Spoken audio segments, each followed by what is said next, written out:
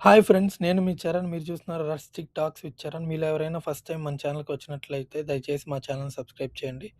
మీకు కనుక వీడియో నచ్చినట్టయితే లైక్, షేర్, కామెంట్ చేయండి. ఈరోజు మనం మాట్లాడుకోబోయే టాపిక్ అణుబాంబు వెనక దాగి ఉన్న కథ. అదేనండి, ఆటమ్ బాంబ్ వెనకాల అసలు ఆ స్టోరీ ఏముంది అనేది తెలుసుకుందాం. అసలు ఈ బాంబుని ఎందుకు తయారు చేయవలసి వచ్చింది? అసలు ఐన్‌స్టీన్‌కి దీంతో ఉన్న సంబంధం ఏంది? ఓపెన్ హైమర్ ఎవరు? ప్రపంచ చరిత్రనే మార్చేసిన ఈ బాంబ్ అసలు ఎలా తయారైంది? ఈ కథలోకి మనం వెళ్ళే ముందు, మనం ముందుగా అసలు జర్మనీ గురించి తెలుసుకోవాలి. ఎందుకంటే ఈ ఆటమ్ బాంబ్ తయారవ్వడానికి, అసలు ఈ ఆటమ్ బాంబ్ తయారయ్యే పరిస్థితి రావడానికి జర్మనీ పాత్ర చాలా కీలకం. మొదటి ప్రపంచ యుద్ధం 1918లో ఎండ్ అయింది. సో, ఇందులో జర్మనీ ఓడిపోయిన సైడ్ ఉంది. సో, గెలిచిన సైడ్‌లంతా బ్రిటన్ ఇవన్నీ కలిసి ఏం చేశాయంటే జర్మనీ పైన చాలా ఆంక్షలు విధించాయి. లైక్ వాళ్ళ పైన షరతులు విధించారు. ఆర్థిక భారం మోపారు. మీరు ఇంతమంది కంటే ఎక్కువ సైన్యాన్ని పెట్టుకోకూడదు. ఇలా అంతా చాలా భారాలు విధించారు. వాళ్ళ మీద చాలా ఫైన్స్ కూడా వేశారు. దీంతో జర్మనీ ఆర్థిక పరిస్థితి చాలా దారుణంగా మారిపోయింది. ఉదాహరణకి 1929లో గ్రేట్ డిప్రెషన్ వచ్చింది. అంటే ఏంటంటే ఎన్నో కోట్ల డబ్బులిచ్చినా గాని ఒక బ్రెడ్ ముక్క దొరకనంత పరిస్థితి. అంత ఆర్థిక మాంద్యం వచ్చేసింది జర్మనీలో. ఉద్యోగాలు పోయాయి. ప్రజల దగ్గర డబ్బు లేదు. ఆర్థిక వ్యవస్థ కుప్పకూలిపోయింది. ఒకప్పుడు బలమైన దేశంగా ఉన్న జర్మనీ తీవ్రమైన ఆర్థిక, సామాజిక సంక్షోభంలోకి వెళ్ళిపోయింది. ప్రజలందరి మనసుల్లో ఎందుకు ప్రపంచ దేశాలంతా తమల్ని ఇంత హీనంగా చూసాయనే బాధ ఒకటి ఉండిపోయింది. అప్పుడు ప్రజల ముందుకు ఒకతనొచ్చాడు. ఆయనెవరో గాదు, హిట్లర్. హిట్లర్ మొదట ఈ అవకాశాన్ని వాడుకోవాలనుకున్నాడు. జర్మనీ వర్కర్స్ పార్టీలో చేరాడు. చేరి స్లోగా స్పీచ్‌లివ్వడం స్టార్ట్ చేశాడు. ఆహ్, తదుపరి కాలంలో ఆ పార్టీయే నాజీ పార్టీగా మారిందనుకోండి. హిట్లర్ ఎలాంటి స్పీచ్‌లు ఇస్తాడంటే, ఇప్పుడు జనరల్‌గా మనం ఎవరైనా రాజకీయ నాయకులు స్పీచ్ ఇస్తుంటే వాళ్ళ ఫ్యాన్స్ అయిపోతాం. కానీ హిట్లర్ స్పీచ్ గాని వింటే ఆ రాజకీయ నాయకులు కూడా హిట్లర్ ఫ్యాన్స్ అయిపోతారు. అంత అందరూ తన వైపు చూసి తన స్వభావాన్ని మెచ్చుకునే విధంగా హిట్లర్ స్పీచ్‌లు ఇవ్వడం స్టార్ట్ జేస్తారు. ఇంకా అంతంత మాత్రంగా ఆర్థిక మాన్యంగా ఉన్న యూత్, ప్రజలు వీళ్ళందరూ ఆబ్వియస్‌లీ హిట్లర్‌కి అట్రాక్ట్ అయ్యారు. ఆయన నాజీ పార్టీ లీడర్‌గా అయ్యారు. ప్రజల్లో ఉన్న కోపాన్ని, నిరాశని, దేశం ఎదుర్కొంటున్న అవమాన భారాన్ని తన రాజకీయ ప్రయోజనాల కోసం ఉపయోగించేసుకున్నాడు. జర్మనీని మళ్ళీ గొప్పగా మార్చాలనుకున్నాడు. ప్రజల్లో జాతీయవాదాన్ని పెంచేశాడు. మామూలుగా పెంచలేదు. దీన్నే మనం పొలిటికల్ టర్మ్స్‌లో ఏమంటామంటే ఫ్యాసిస్ట్ ఐడియాలజీ అంటారు. అంటే జర్మనీ ప్రజలే ప్రజలు, మిగిలిన దేశంలో ఉండేవాళ్ళు ప్రజలు కాదు. జర్మనీయే కంట్రీ, మిగిలిన దేశాలన్నీ జర్మనీ కిందే. ఇనే ఒక జాతీయవాదాన్ని విపరీతమైన ఎక్స్‌ట్రీమ్ దశకి తీసుకెళ్ళిపోయాడు. ఇప్పుడు మనకు గూడా జాతీయవాదం ఉంటది. బట్ ఆయన దాన్ని ఎక్స్‌ట్రీమ్ స్టేజ్‌కి తీసుకెళ్ళిపోయాడు. అండ్ యూదుల పైన తీవ్రమైన ద్వేషాన్ని ప్రచారం చేశారు. యూదులంటే జ్యూస్. ఇప్పుడు మనం ప్రపంచంలో మనం చూసుకుంటే నోబెల్ ప్రైజ్‌లు వచ్చిన ఫిజిక్స్, కెమిస్ట్రీ వేటిలో చూసుకున్నా గానీ జ్యూస్ అనేవాళ్ళు చాలా ఇంటెలెక్చువల్స్‌గా ఉంటారు. సో, వాళ్ళ పైన ప్రచారం చేసి వాళ్ళని కాన్సంట్రేషన్ క్యాంప్స్‌లో పెట్టి చంపేసి యూదులనే వాళ్ళే ఉండకూడదు ప్రపంచంలో అన్న రేంజ్‌కి తీసుకెళ్ళిపోయాడు. ఈ నాజీ పాలనలో యూదులు మాత్రమే కాదు, అనేక ఇతర వర్గాలు కూడా తీవ్రమైన హింస, హత్యలు, హక్కులు కోల్పోవడం వాటన్నిటికి గురయ్యారు. ముఖ్యంగా జర్మనీలో అనేక మంది జూయిష్ సైంటిస్ట్‌లు, ఇంటెలెక్చువల్స్ కూడా ఈ నాజీ రూల్ వల్ల వేరే దేశాలకు వెళ్ళిపోవాల్సొచ్చింది. వారిలో ప్రపంచ ప్రఖ్యాత సైంటిస్ట్ అయిన ఆల్బర్ట్ ఐన్‌స్టీన్ కూడా ఉన్నాడు. ఆయన ఈ హిట్లర్ దెబ్బకి ఆయన జ్యూస్ పైన చేస్తున్న మరణకాండను తట్టుకోలేక ఇంగ్లాండ్‌కి వెళ్ళిపోయి అటునుంచి అటు అమెరికాకి వెళ్లి స్థిరపడ్డాడు.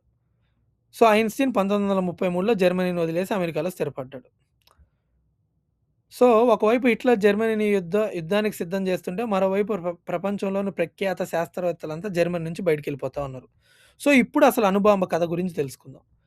ఇప్పుడు మనం 1939కొస్తాం. జర్మనీ పోలాండ్ పైన దాడి చేసేసింది.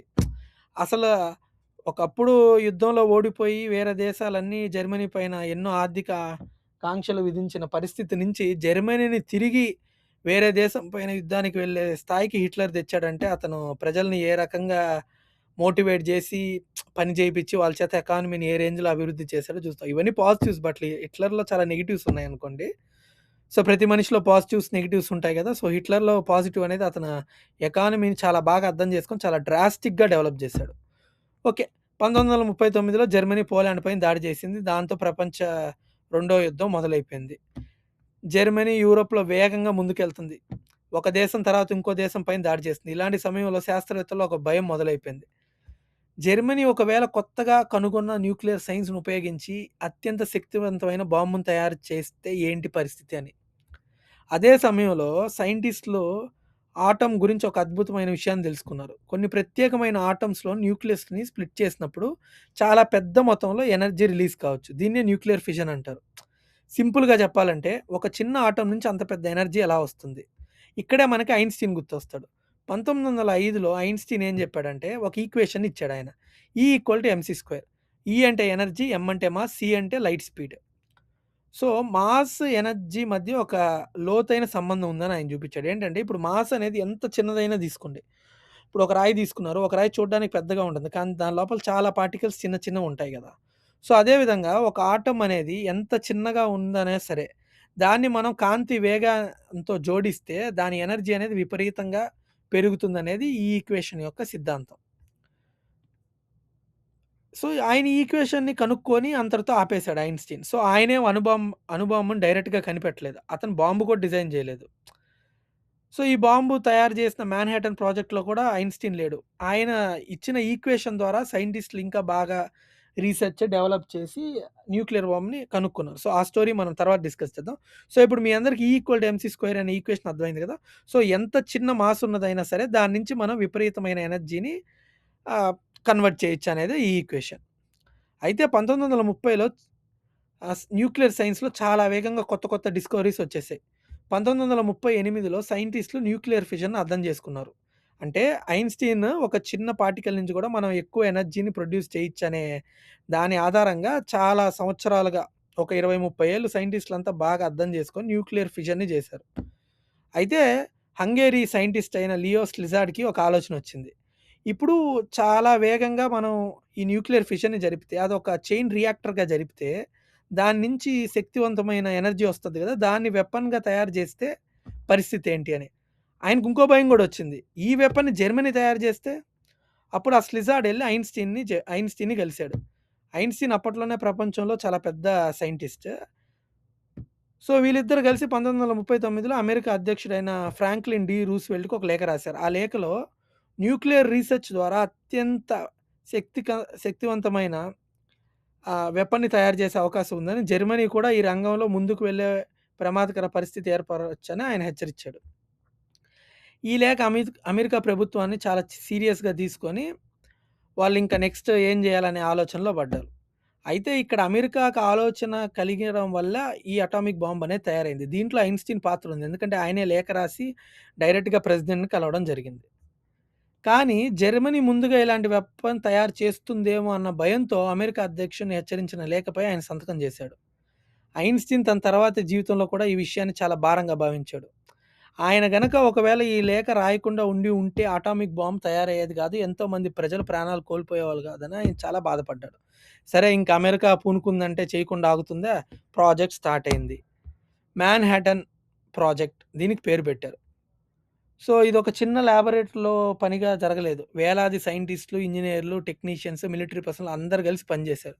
ఈ ప్రాజెక్ట్‌లో ముఖ్యమైన పరిశోధన కేంద్రాల్లో ఒకటైన లాస్ ఆలమోస్, న్యూ మెక్సికోలో ఉంది. ఇక్కడే అటామిక్ బాంబ్‌ని డిజైన్ చేసి, తయారు చేసి చేయాల్సిన పని మొదలుపెట్టారు. ఈ సైంటిఫిక్ టీమ్ మొత్తానికి నాయకత్వం వహించిందే రాబర్ట్ ఓపెన్‌హైమర్. అంటే ఈయన అండర్‌లోనే అటామిక్ బాంబ్‌ని తయారు చేశారు. ఓపెన్‌హైమర్ ఒక థియరిటికల్ ఫిజిసిస్ట్. కానీ అతను ఒక్కడే బాంబ్ తయారు చేయలేదు. ఇది చాలా ముఖ్యమైన విషయం. ఎందుకంటే, ఆ బాంబ్ తయారు చేసిన ప్రాజెక్ట్‌లో చాలామంది సైంటిస్ట్‌లు అందరూ కలిసికట్టుగా ఉన్నారు. ఆ మొత్తం ఆ లాబొరేటరీకి నాయకత్వం వహించింది ఒక డైరెక్టర్‌గా ఓపెన్‌హైమర్. సో, ఐన్‌స్టీన్ ఒక ఈక్వేషన్ ఇచ్చిన వ్యక్తి. స్లిజార్డ్ ప్రమాదాన్ని గుర్తించిన శాస్త్రవేత్త. రూజ్వెల్ట్ ప్రభుత్వం తరపున ప్రాజెక్ట్‌కు మద్దతిచ్చిన నాయకుడు. మరి ఓపెన్‌హైమర్ ఆ సైంటిఫిక్ టీమ్‌కి నాయకత్వం వహించిన మనిషి. ఇలా ఒక్కొక్కరి పాత్ర కలుస్తూ అణుబాంబు రూపం దాల్చింది. సో, ఇప్పుడు ట్రినిటీ ప్రపంచాన్ని మార్చిన రోజు. 1945 జులై 16 న్యూ మెక్సికోలోని ఒక ఎడారిలో ఈ ట్రినిటీ టెస్ట్ జరిగింది. అదేనండి అటామిక్ బాంబ్‌ని టెస్ట్ చేయడం. ప్రపంచంలోనే మొదటిసారి న్యూక్లియర్ వెపన్ ఎక్స్‌ప్లోజన్. ఓపెన్‌హైమర్ మరియు అక్కడున్న సైంటిస్టులకు ఆ ఎక్స్‌ప్లోజన్‌ని చూసారు. ఒక్క క్షణంలో వాళ్ళకొక కొత్త శక్తి ప్రపంచాన్ని చూపించారు. మానవ చరిత్రలో న్యూక్లియర్ ఏజ్ ఆ రోజుతో ప్రారంభమైంది.